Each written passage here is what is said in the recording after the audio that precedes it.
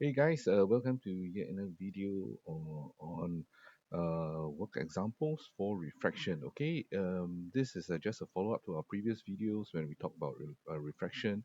To introduce, if you haven't watched that, just check out the other two videos on refraction. Okay, so first question: what do you is meant by the term refraction? Is basically change in direction of light when it passes from one medium to another.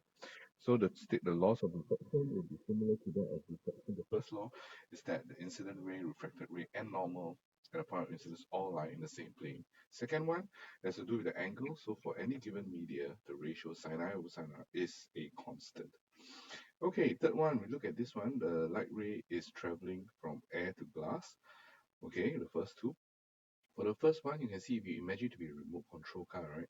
Both the wheels will actually touch and slow down as it travels from air to glass at the same time. And since both touch and slow down at the same time, there won't be any bending. So first one, no bending. Second one, if you imagine a car going down, going to front and going down, you will see the right wheel actually will touch first, right? So right wheel will enter glass first, right wheel slow down, left wheel faster. That's why it will bend towards the normal. Okay, so glass to air will be the other way around. Okay, as you travel to glass, from glass into air, it will actually quicken up. So the right wheel will be faster, hence drifting you to the side.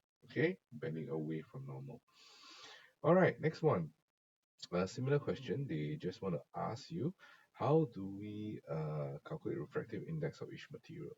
So to calculate refractive index, the first thing is the formula we know is sine I over sine R, which is sine of uh, the angle in air or vacuum over sine of the angle in glass.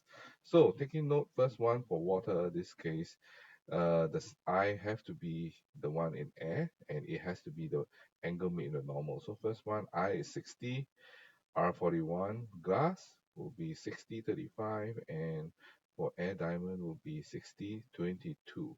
The rest is just applying formula, okay? N equals sine 60 over 41, and basically just leave your answer in 3SF, okay? All right, fifth question. I have a ray of light passing through this rectangular glass block as shown. First question they ask you, what is the angle of incidence? So incidence is here. As you know, my angle of incidence always measured with respect to what? You are right, measure with respect to the normal. So let's throw in normal here. You can see, and normal is perpendicular to the surface. So if that is 150, this angle here, which is the angle of incidence, is just 150 minus 90.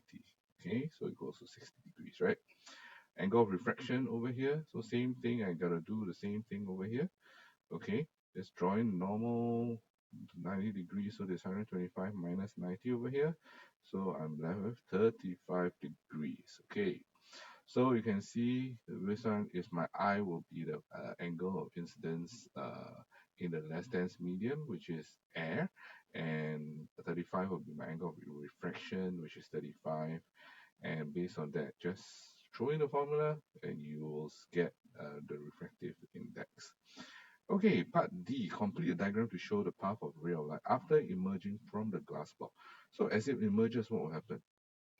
It will bend away from normal. So this is for part D. So I how to draw away. Oh, okay. And one thing you notice is both of these are parallel. Okay, it will bend at exactly the same angle as here. So basically these two lines here will be parallel as well. Okay, so that's for part D. And part E, like they tell you, light passing through the block is partially reflected at two places. So draw the diagram. Draw the diagram the refracted ray. So it is reflected here, and the other one reflected here. Okay, this for part E. Okay, and from what we learned previously, how do you draw this? Just now gotta make sure this the angle of incidence 60 is equal to angle of reflection here, and this one just make sure you just draw it to look the same. Okay. All right. We got a last question here. We have the figure below shows a ray of light in air incident of a glass block with an angle of incidence of 50 degrees. So if refractive index of glass is 1.52, what's the angle of refraction? So using this, basically the formula we're using, same formula again, n equals sine I over sine R, substitute it all in, and you'll get a value of angle of refraction of 30.3 degrees. You can actually test it out. Okay, so if it's 30.3 over here, is it bending towards the normal? So you can see as it enters from air to glass. Okay, yes, correct. It bends towards the normal. Okay, so part B, without measuring angles, draw the approximate path of the ray as it travels through the glass block and emerges into air. So same thing, like what we had the example previously, you will see as it travels back into air, it will bend away from the normal, right? Okay, and which two rays are parallel? These two rays have to be parallel because this is a rectangular glass block and these two lines are parallel.